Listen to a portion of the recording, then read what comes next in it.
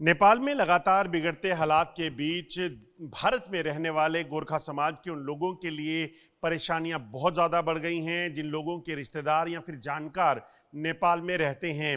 हर रोज़ जब उनकी बात उनसे होती है तो कहीं ना कहीं एक नए दर्द, नई तकलीफ से वो उन्हें गुजरना पड़ता है। मेरे साथ इस वक्त गोरखा समाज के लोग हैं जो पिछले कई सालों से गोरखा नगर में रहते हैं और यहीं पर जो उनके नेपाल में रहने वाले रिश्तेदार हैं, जब उनसे अब बात कई बार हो पाती है, कभी नहीं हो पाती, उस चीज़ को लेकर कहीं ना कहीं इनकी चिंताएं जो हैं वो बढ़ रही हैं। मेरे साथ कुछ लोग हैं, पहले उन्हीं से जानता हूं।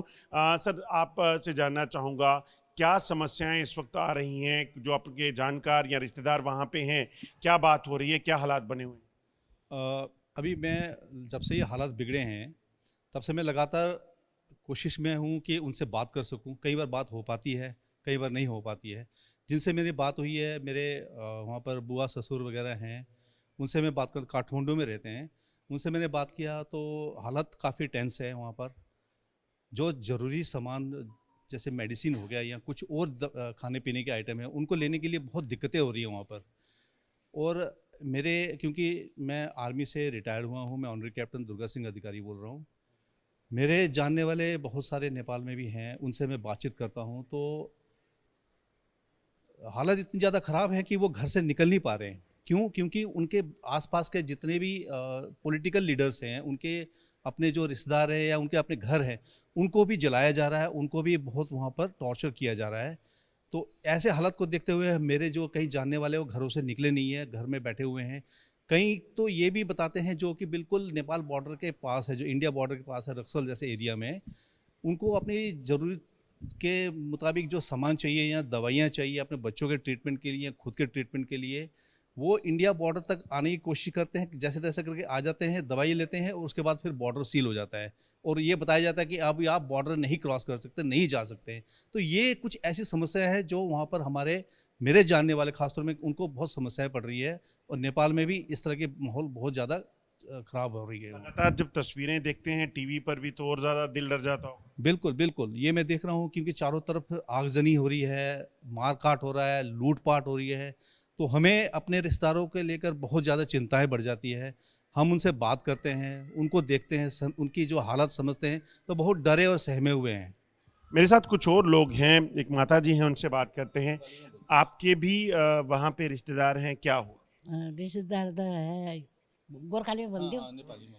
त रिश्तेदार त छ, अब एक दुई छ के अरे। त बस यही आन्दोलनले गर्दाखेरि मलाई पनि थोडो फिकर लाग्छ। फोन सोध्नु हुन्न के अरे। अब फोन पनि बन्द छ अहिले तिनीहरूको, भिडियो युट्युब तिनीहरू सब बन्द छ, त बोल्नु पान्न। अब के गर्ने, अब फिकर त हुन्छ के अरे। कौन है वहाँ आपका वहाँ पे?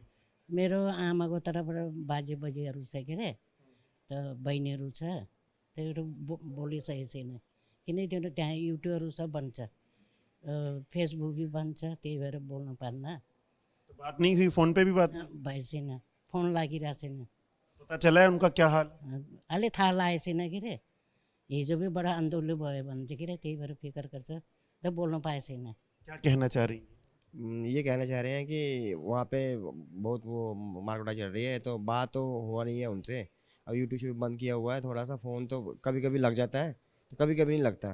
तो आज 2-3 दिन हुए नहीं लग रहा है वहाँ पे फ़ोन, तो उससे थोड़ी परेशानी हो रही है। तो मुझे बता रहे सवेरे कि ऐसी बात है, फ़ोन नहीं लग रहा है उनका। तो पता नहीं क्या हाल? पता नहीं क्या हाल है। वो बहुत ज़्यादा ही हालत ख़राब है उनका, बहुत ज़्यादा हालत ख़राब है, बहुत ज़्यादा हालत ख़राब है। दवाई शवाई दुकान लूट मार इतनी हो रही है कि पता ही नहीं उनको क्या क्या सामान कहाँ है कहाँ नहीं है, वो नहीं चल रहा पता उनका तो। आप थोड़ा बताएंगे कि क्या स्थिति वहाँ पे बनी हुई है? आपके जो रिश्तेदार हैं, क्या हाल है, क्या बात हो पा रही है? स्थिति बड़ी भीषण भीषण स्थिति है। कोई बाहर नहीं निकल पा रहा है, स्कूल बंद है, दुकानें सारे लूट पाट करके ले गए, बैंक जला दिए और सरकारी कार्यालय सारे ध्वस्त हो गए। अब हम ऐसा है कि जो नेता लोग हैं उनका घर जले, वो भागे, उनका कोई भी हमें ये पछतावा नहीं है। आप खुद भी वहाँ नेपाल में रहते हैं? कहाँ रहते हैं? मैं धनगढ़ी में रहता हूँ। वहाँ आपसे घर वालों से बात हुई, क्या हालत? बात हुई, बड़ी बुरी हालत है, कोई मार्केट में नहीं जा पा रहा है, फिर हमारे तो हम बॉर्डर में रहते हैं, तो फिर मार्केट भी बॉर्डर में ही है हमारा। तो अभी बॉर्डर से इधर नहीं आने दे रहे हैं, तो वहाँ क्योंकि इसलिए नहीं आने दे रहे हैं, सारे कैदी लोग जो कारागार में थे उनको सबको बाहर निकाल दिया गया। तो ऐसे अपराधी लोग बाहर निकले हुए हैं, अगर वो यहाँ भी घुसपैठ कर सकते हैं, वहाँ तो सारा घुसपैठ हुआ है। तो आप अपने परिवार के लिए चिंतित हैं कि क्या उनको ला सकते हैं कि नहीं? चिंतित है, अब आ कहाँ सकते, आ नहीं सकते। पता नहीं क्या हो। नहीं ठीक है, अभी हमारे हाँ अभी ठीक है, अब आंदोलन रोक क्या हुआ है। मेरे साथ कुछ और लोग हैं, एक पंडित जी और हैं जो नेपाल से हैं। आप भी खुद नेपाल से हैं, कहाँ से हैं नेपाल से, और क्या चिंताएं इस वक्त आपके लिए अच्छा आई हैं? जी नेपाल से है जी। कहाँ से? हम धनगढ़ी से है। क्या घर वालों से बात हो रही है, क्या बता रहे हैं? जी जी बात तो हो रही है, अभी ठीक ही है उन लोग तो। अभी उन अब सारे भवन भी जल रहे सरकारी। अब बात ये है ना, वो जो उसमें थे ना, हाँ अभी ठीक है, लेकिन अब हम परिवार तो ठीक है, अब रिश्तेदार भी ठीक है। जो बाहर क्या कह रहे हैं, हालात खराब है? हाँ वो तो हालत बहुत बुरी खराब है। अब लूटपाट भी हो रहे, अब सारा साझेदार भी दरबार भी जल गया और वो कोई भी रहा नहीं। अब जो उसमें थे ना, जेल पे थे, उनको भी निकाल दिया। अब उन जन बुरा हालत करेंगे। इनका कहना है कि दरअसल जो जेल में कैदी थे वो भी भाग गए हैं, इस वजह से बाहर हालात बहुत ख़राब हैं। हालांकि घर वाले अभी जब बात होती है तो बताते हैं कि वो ठीक है, मगर कैसे होगी। मेरे साथ करुणा जी हैं। करुणा जी, जो स्थिति वहाँ बनी हुई है, आपके जो जानकार हैं, रिश्तेदार वहाँ पे हैं, उनको लेकर चिंताएं तो होगी। कुछ सोच पा रहे हैं, कुछ बात हो रही है किसी से या भारत सरकार से कि कुछ उनको मदद मिल सके?